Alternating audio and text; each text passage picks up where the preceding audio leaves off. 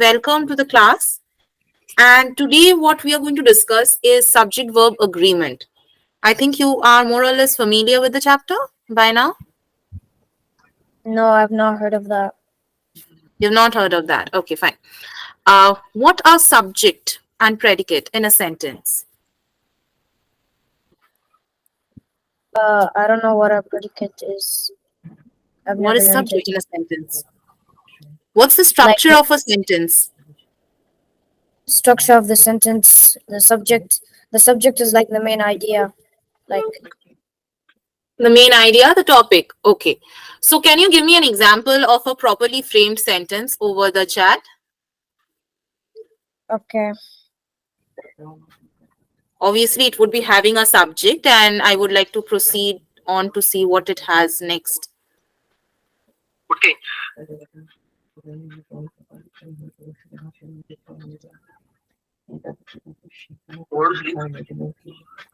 Wake me up at 11 o'clock. My dog has a ball. Okay. What's the subject of the sentence? my dog. Okay. My dog. With respect to the rest portion we have in this sentence, what do we call it? Predicate. What's the verb in the sentence? The Predicate? The verb is ball. The verb is ball. Are you sure? What are verbs? I didn't add any verbs to this. You didn't add? Then how come this is a sentence? Verbs are very, very indispensable when it comes to sentence construction. Without a verb, you cannot have a sentence. If this is a sentence, it needs to have a verb, and I think it already has. Even if I take the second sentence, what's the verb here? Brown. Brown is the verb, or is it something else, some other parts of speech?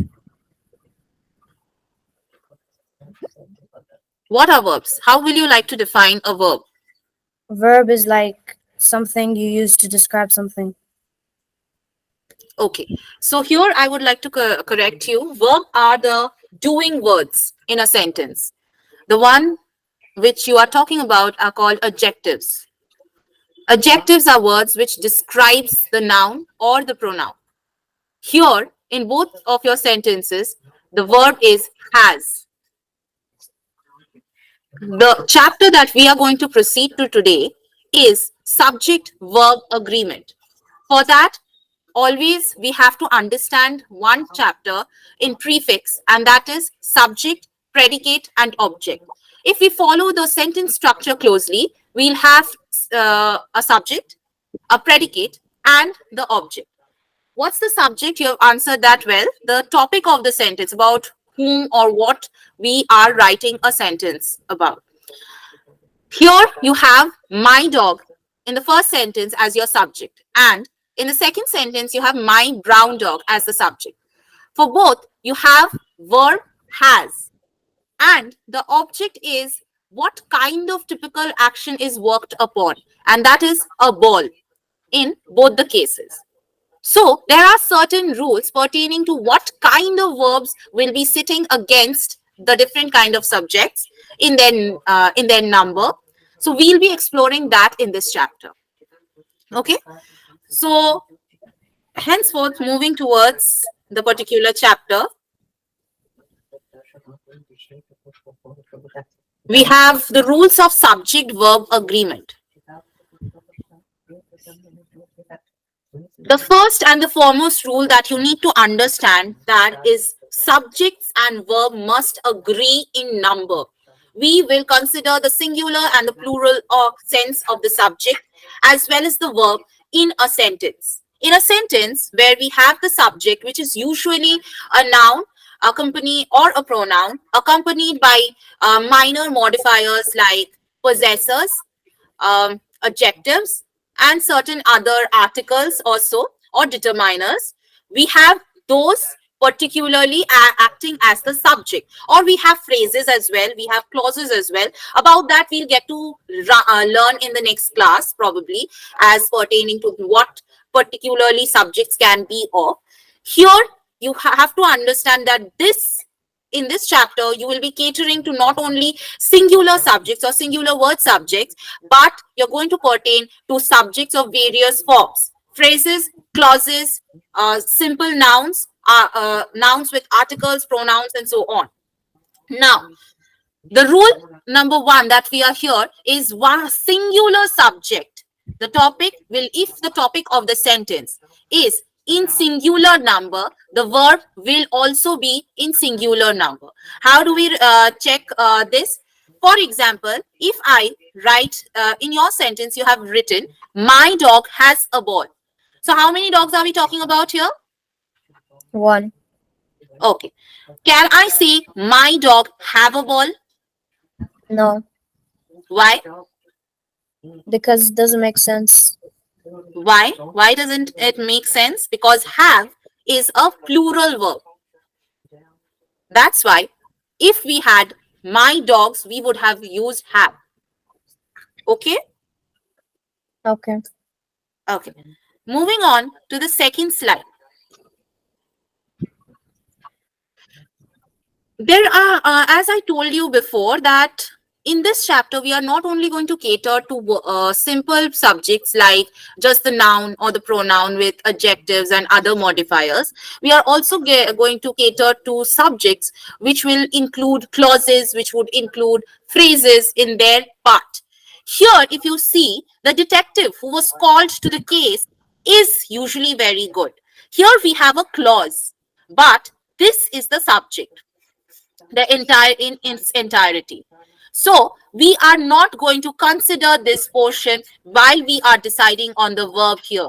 We have the detective with is, because detective here is singular and is will also be a singular verb.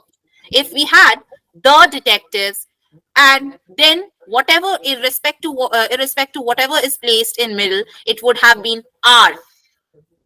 Okay, it would be I'll highly appreciate if you could just take a note of these rules, just the rules. You'll be getting the PDF of the rules in this format, but just for your understanding, you could just note down the rules for your convenience. Only the All rules. right.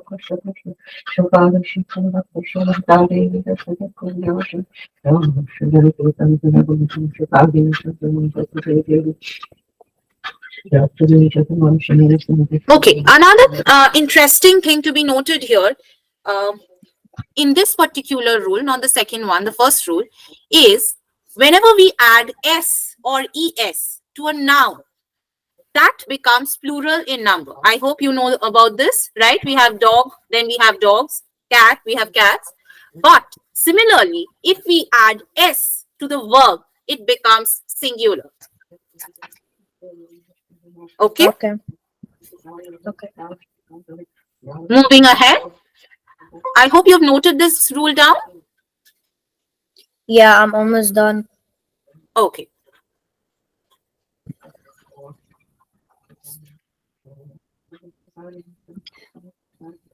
What does CVS stand for?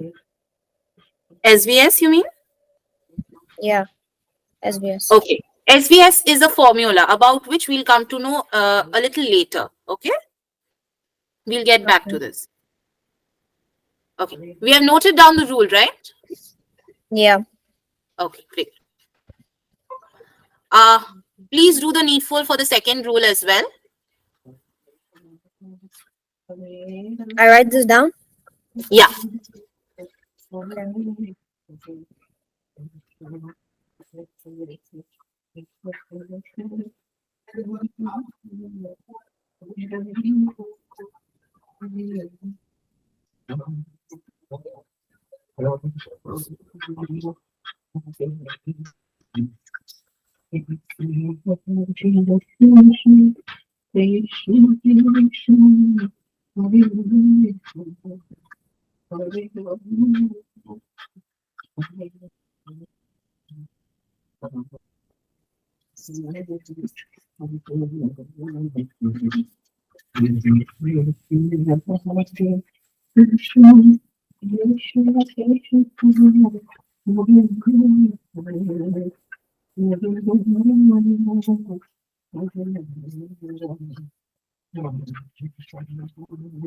I'm done. Okay, great. Moving ahead to the third rule. Okay, I hope you know what prepositions are. Yeah. What are prepositions? Can you just like tell me about it in brief? Prepositions are like You could also give me just some examples if that would you would find easier.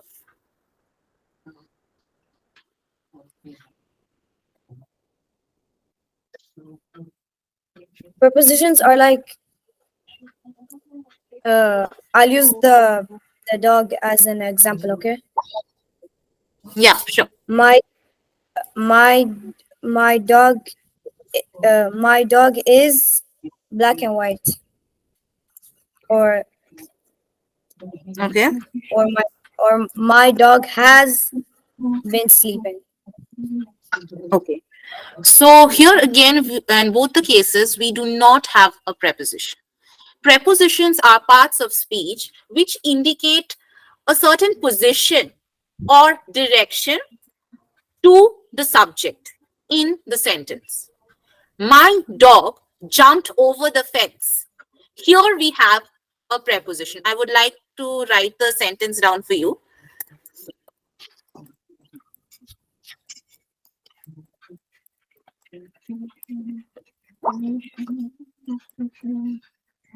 Here we have a preposition. Can you spot the preposition from me for me For the biker, for the sentence? Here I've sent you a sentence in the chat okay, section. Can you spot the preposition? jumped. Okay, No, no, I'll no. go. It's the Okay, I'll go over the definition of preposition here once again. Prepositions are parts of speech in grammar which indicate the position of the subject. Here, over, my over, dog is the over. subject. It's Yes, or over. the direction. So, over is the preposition. We'll try with one more sentence.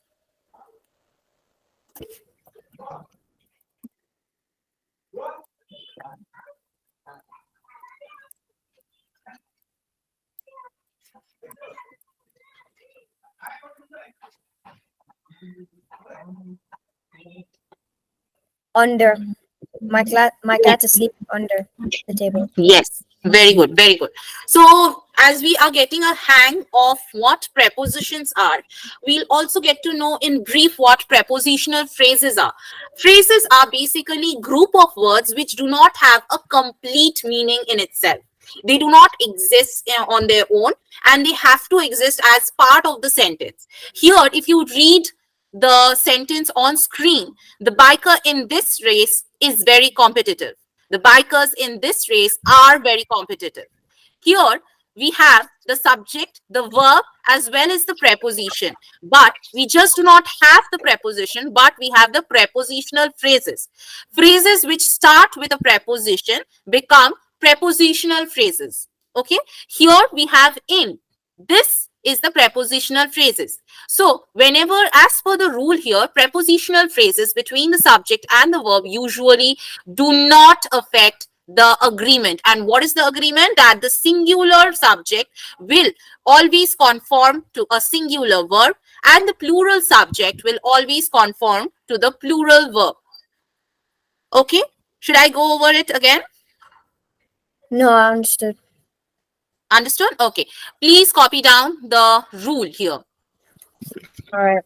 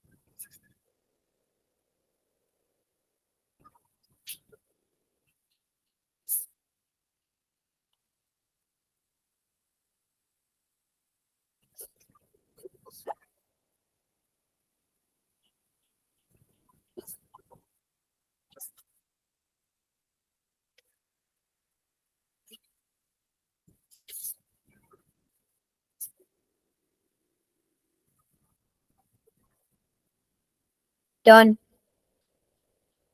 Okay. Moving on to the next. Okay.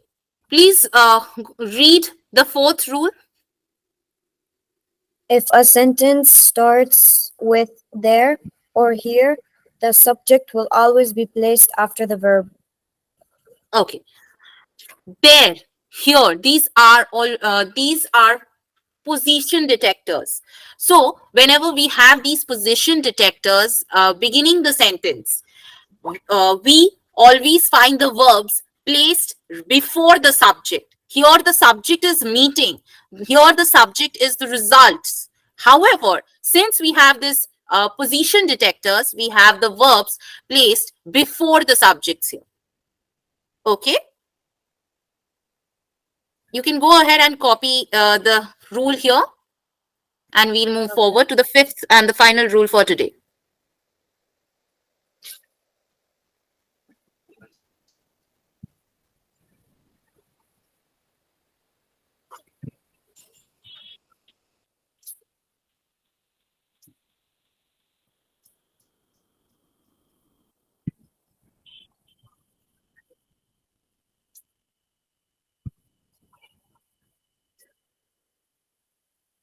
Done. Okay. The last rule for today's class is subjects can come after the verb in questions. So, what kind of sentence usually indicate questions? You must be aware of the different types of sentences, right?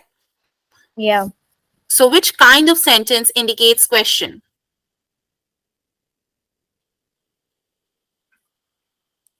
Question is like you're asking something. Yeah.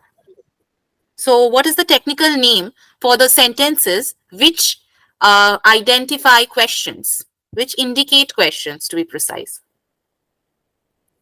I don't know. Okay. Are you aware of the different types of sentences? Like compound. No, not structurally. I'm talking about the different types of sentences with respect to their expression. No, you haven't heard of declarative sentence, assertive sentences, interrogative sentence, affirmatory sentences, exclamatory sentences, and so on, imperative sentences. No, okay. No. So, question suggesting sentences, they are called interrogatory sentences. With these sentences, we are basically interrogating someone or something. So, here, whenever we have interrogatory sentences, we have the subjects coming after the verb, and the verb here in the first sentence, as you can see, the verb here is does, are. Okay. Okay. Okay. So let's quickly write this particular rule down and then summarize the 5 rules that we have done today.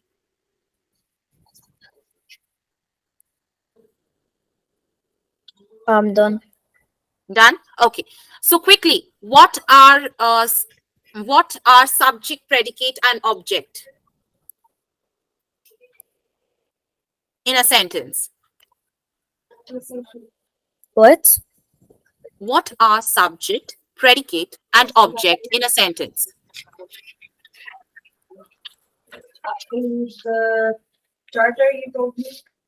What are verbs? Verbs are the verbs are like the time it happened or where it happened. Verbs are doing words. They are the words that suggest an action in the sentence. The verbs are indicated in the predicate part of the sentence. Subject is the topic of the sentence. The doer of the action in the active voice becomes the subject. Predicate contains the verb part, and object is the remaining part of the sentence which indicates or associates with whatever action, however the action is being played upon. Okay, going back to the rules. The